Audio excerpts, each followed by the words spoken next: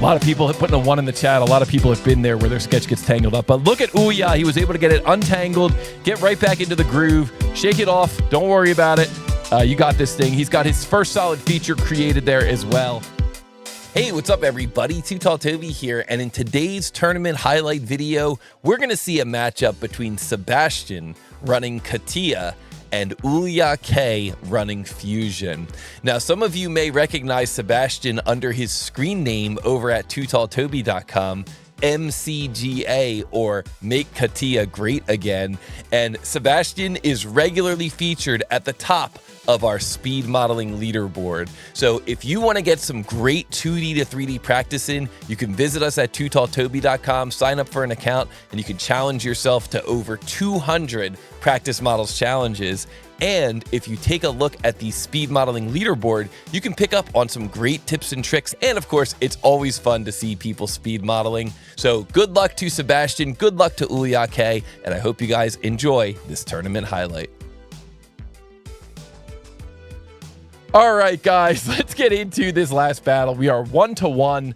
These guys are absolute wizards. The time for talk is over. The time for the Wheel of Fate is now. We're going to use the Wheel of Fate to determine what these guys' fate is.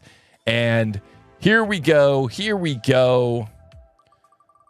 Let's go. Let's go. Let's go. So it looks like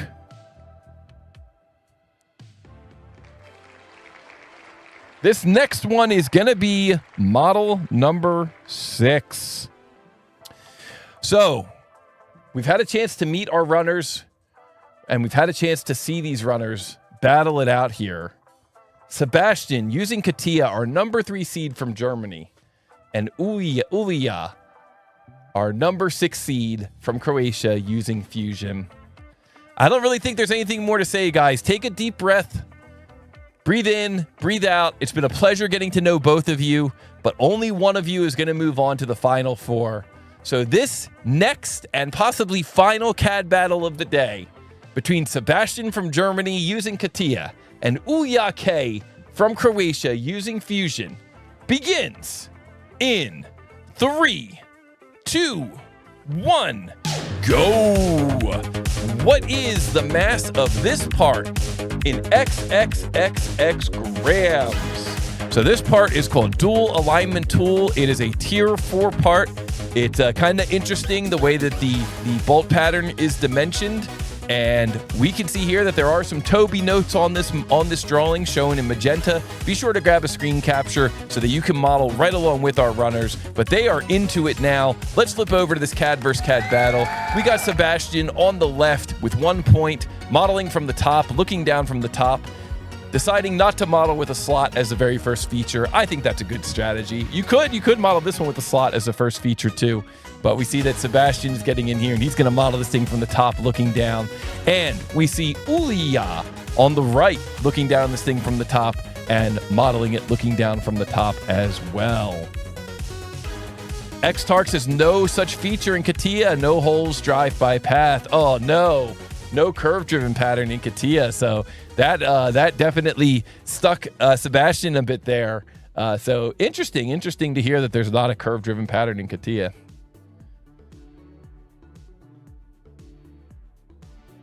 This is one of the cool things about the tournament, is that the OEMs could watch and maybe realize, like, oh, we should add that. So Olja on the right, laying this thing out, defining the center-to-center distance here on these fillets. It's interesting the way that this model is defined. It's like the customer decided what the bolt pattern was going to be and then use that to define what the overall footprint would be. A lot of times it goes the other direction, but this time around the customer has decided the footprint based on the bolt pattern. So what we end up with is a center-to-center distance here on these radii, a center-to-center distance for these different bolts. Sebastian on the left using CATIA, drawing first blood, getting that first feature extruded, and now going into his whole creation tool and adding in those counter bores concentric to each of those corners. There is a great big Toby note that says that those holes are concentric, so I don't think that is a spoiler in any way. And we see that on the right, Olja got into a little bit of a struggle. The sketch fought him a little bit. The sketch got tangled up. Put a 1 in the chat if you've ever been in a situation where your sketch gets tangled up like that. I know that I have definitely been there, and it is no fun. So put a 1 in the chat if you've been there. And it looks like on the left, Sebastian pulling ahead here a little bit, getting that first feature in place and getting those counter bores in place as well. Very nice. And there's our slot tool. That's what we like to see in these CAD versus CAD battles. We love it when these wizards get in there and use the slot tool. And Sammy in the chat said, Toby, you should make a video with some of these wizards and have them share their experiences. I think that would be awesome, Sammy, and I think that's a great idea. Let's see if we can make that happen for sure. We'll get our production team to make sure that that happens in the near future.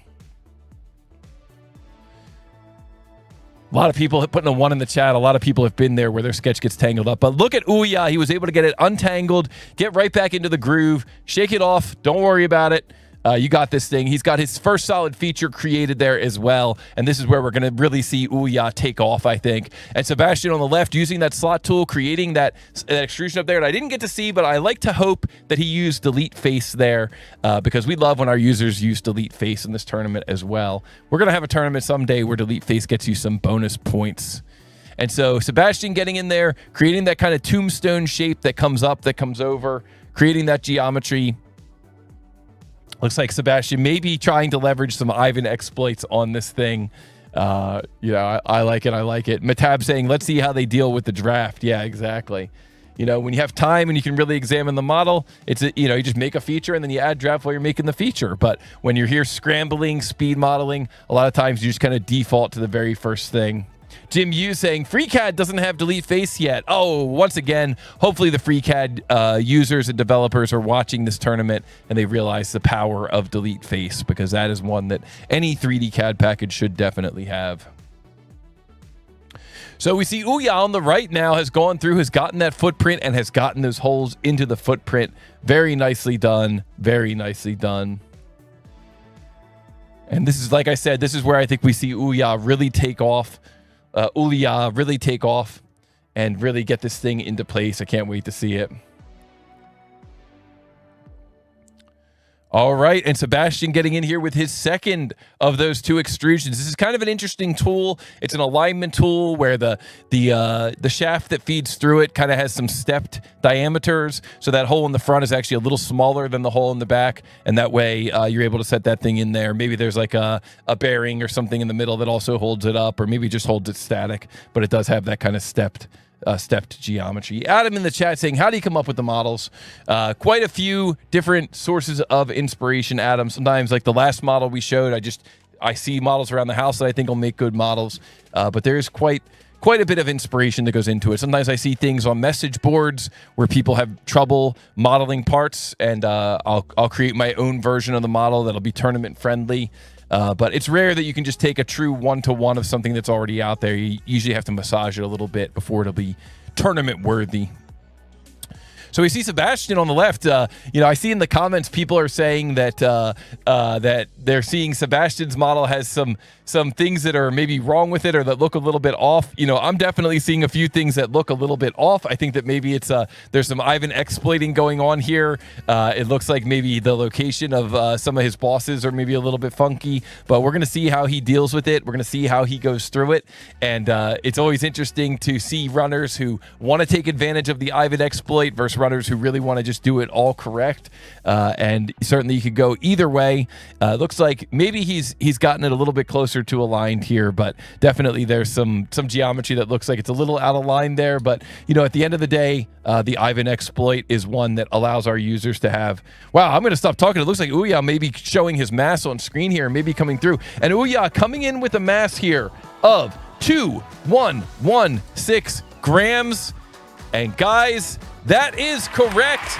And Sebastian coming in with an answer. Wait, let me start that over again. Hold on, we want to do this correct. And guys, we see, I'll just roll back here so the highlight looks good.